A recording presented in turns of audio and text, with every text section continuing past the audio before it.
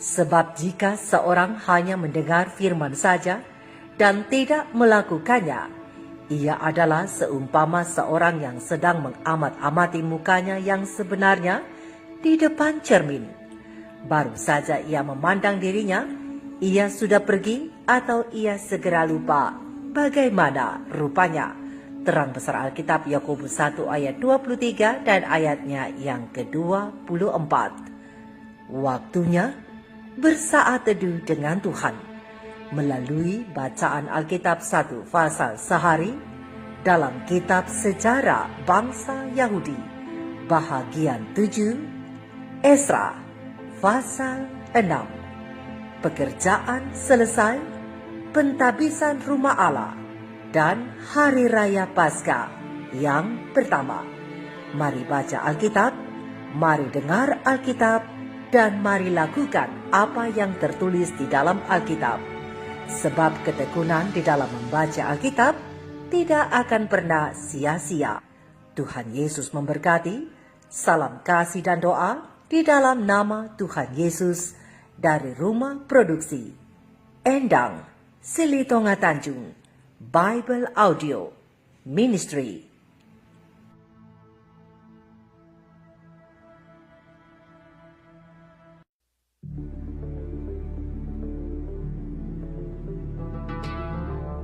Sesudah itu, atas perintah Raja Darius, diadakanlah penyelidikan di perbendaharaan di Babel, di tempat naskah-naskah disimpan.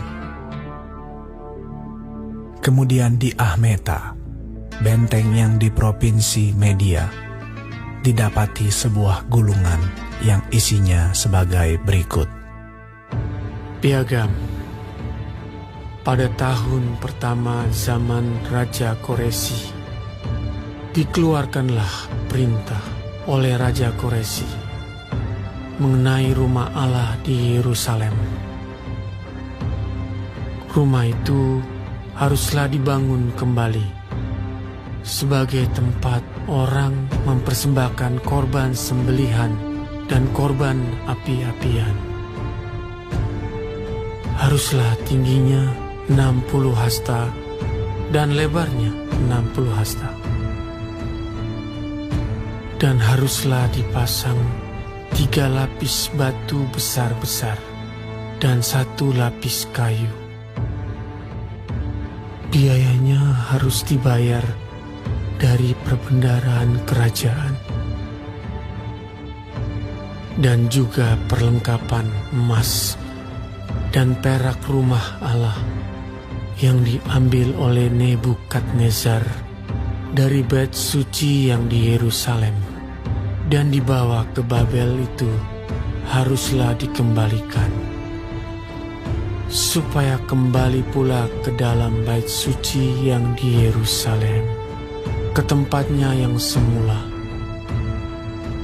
Dan engkau haruslah menaruhnya di dalam rumah Allah. Oleh sebab itu, hai Tatnai, bupati daerah seberang sungai Efrat, dan Syetar Bosnai serta rekan-rekanmu, para punggawa daerah seberang sungai Efrat, hendaklah kamu menjauhkan diri dari sana. Biarkanlah pekerjaan membangun rumah Allah itu. Bupati dan para tua-tua orang Yahudi boleh membangun rumah Allah itu di tempatnya yang semula. Lagi pula telah dikeluarkan perintah olehku tentang apa yang harus kamu perbuat terhadap para tua-tua orang Yahudi mengenai pembangunan rumah Allah itu, yakni daripada penghasilan kerajaan, daripada upeti daerah seberang sungai Efrat, haruslah dengan seksama dan dengan tidak bertangguh diberi biaya kepada orang-orang itu. Dan apa yang diperlukan, yakni lembu jantan muda, domba jantan, anak domba untuk kurban bakaran bagi Allah semesta langit, juga gandum, garam, anggur dan minyak, Menurut petunjuk para imam yang di Yerusalem, semuanya itu harus diberikan kepada mereka hari demi hari tanpa kelalaian, supaya mereka selalu mempersembahkan korban yang menyenangkan kepada Allah semesta langit dan mendoakan raja serta anak-anaknya.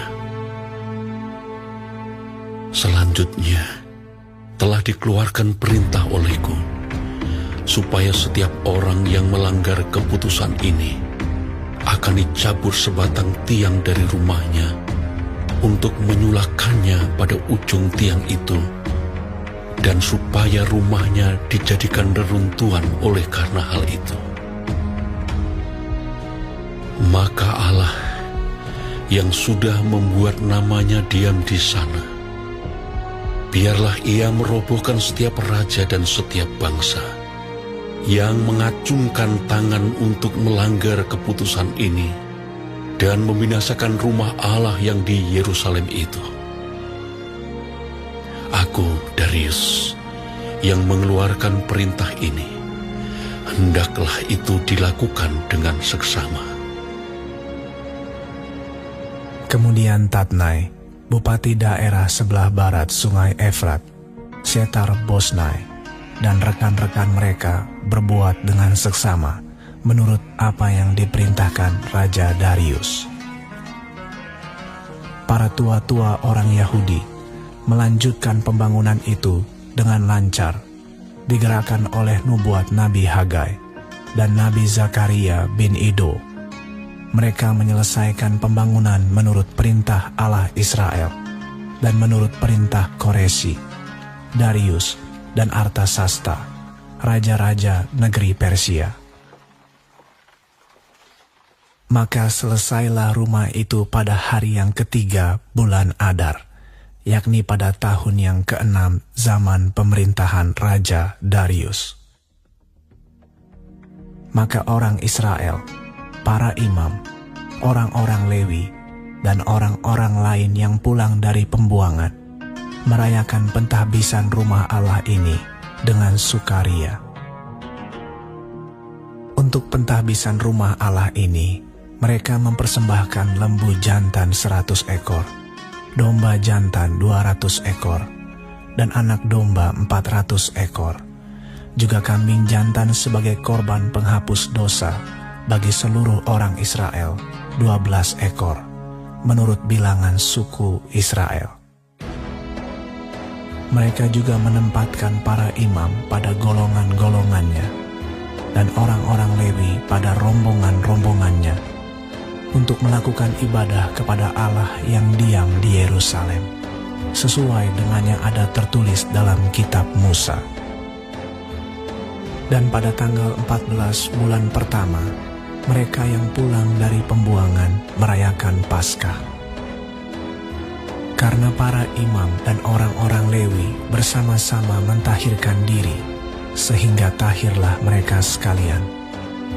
Demikianlah mereka menyembelih anak domba Paskah bagi semua orang yang pulang dari pembuangan dan bagi saudara-saudara mereka, yakni para imam, dan bagi dirinya sendiri. Orang-orang Israel yang pulang dari pembuangan memakannya, dan demikian juga setiap orang yang memisahkan diri dari kenajisan bangsa-bangsa negeri itu, lalu menggabungkan diri kepada mereka untuk berbakti kepada Tuhan Allah Israel. Lagi pula mereka merayakan hari raya roti tidak beragi dengan sukacita 7 hari lamanya, karena Tuhan telah membuat mereka bersuka cita. Ia telah memalingkan hati raja negeri Asyur kepada mereka, sehingga raja membantu mereka dalam pekerjaan membangun rumah Allah, yakni Allah Israel.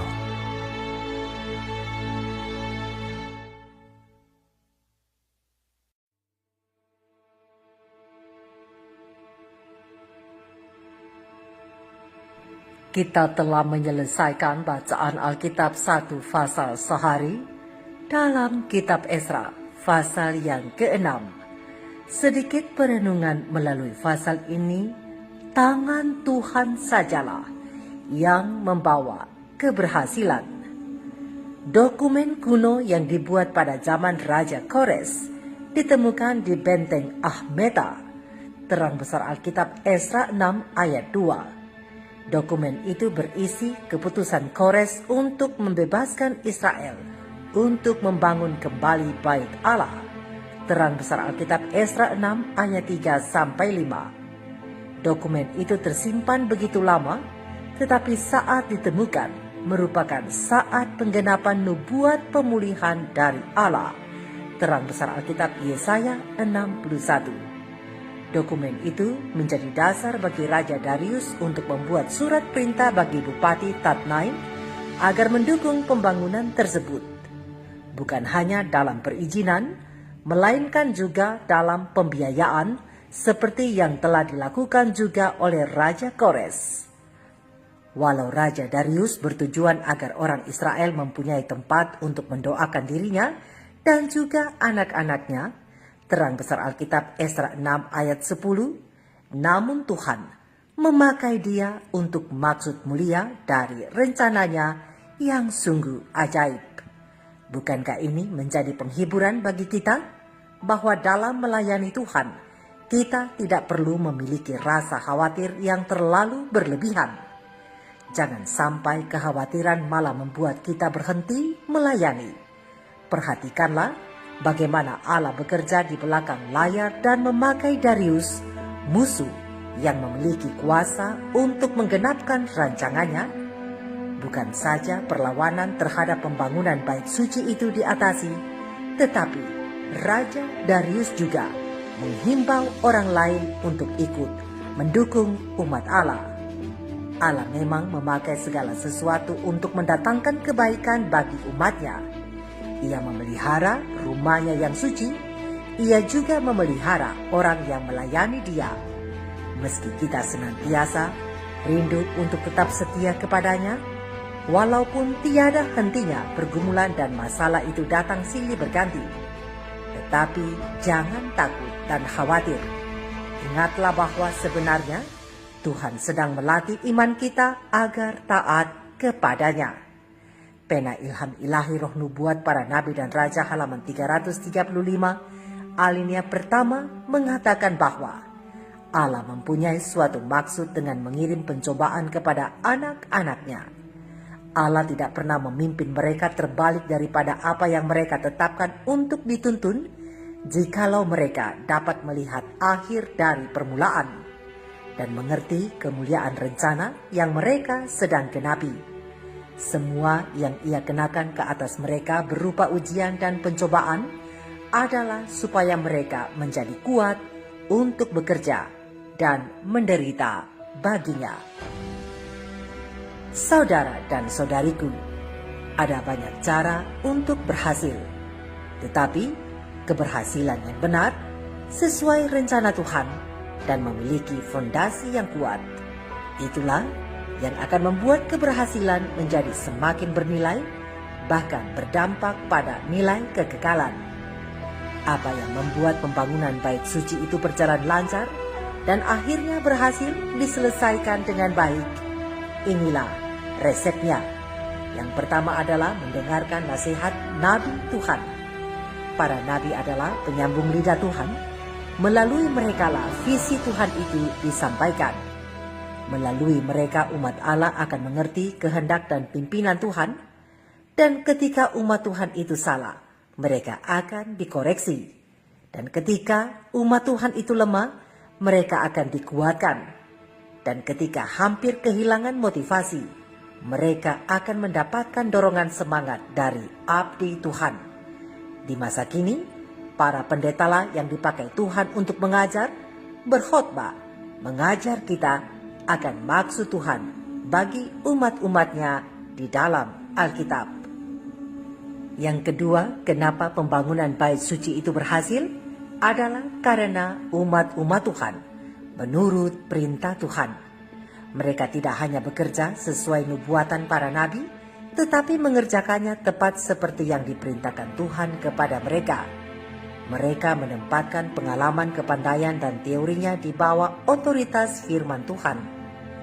Ingatlah, hati yang percaya dan mau tunduk inilah yang menjadi dasar keberhasilan umat Tuhan dan orang-orang yang dipilih oleh Tuhan. Yang ketiga, mengapa pembangunan bait suci itu berjalan lancar dan akhirnya berhasil? Adalah karena mereka menurut perintah raja. Kesempatan untuk kembali ke Yerusalem dan izin untuk membangun termasuk penyediaan logistiknya berasal dari raja. Maka ketika mereka membangun bait suci Tuhan, mereka juga memperhatikan perintah raja. Raja adalah salah satu otoritas yang dipakai Tuhan untuk mengarahkan dan melindungi umatnya. Sikap yang benar terhadap orang-orang yang diberi otoritas dalam hidup kita merupakan salah satu kunci keberhasilan di dalam Tuhan. Jadi, saudara dan saudariku, mengerti kehendak Tuhan, ketaatan terhadap perintah Tuhan, dan sikap hormat terhadap orang yang memiliki otoritas dalam hidup kita menjadi dasar untuk berhasil dalam kehidupan kita sebagai orang Kristen. Meskipun kadangkala kita merasa tidak nyaman, tetapi mari kita lakukan dengan ketulusan dan kerendahan hati. Tuhan yang menjadi sumber berkat akan memberkati kita semua apabila kita mengerti kehendak Tuhan, taat terhadap perintah Tuhan, dan sikap hormat terhadap orang yang memiliki otoritas dalam hidup kita. Itulah yang menjadi dasar untuk berhasil. Mari kita renungkan ini bersama. Tuhan Yesus memberkati. Shalom.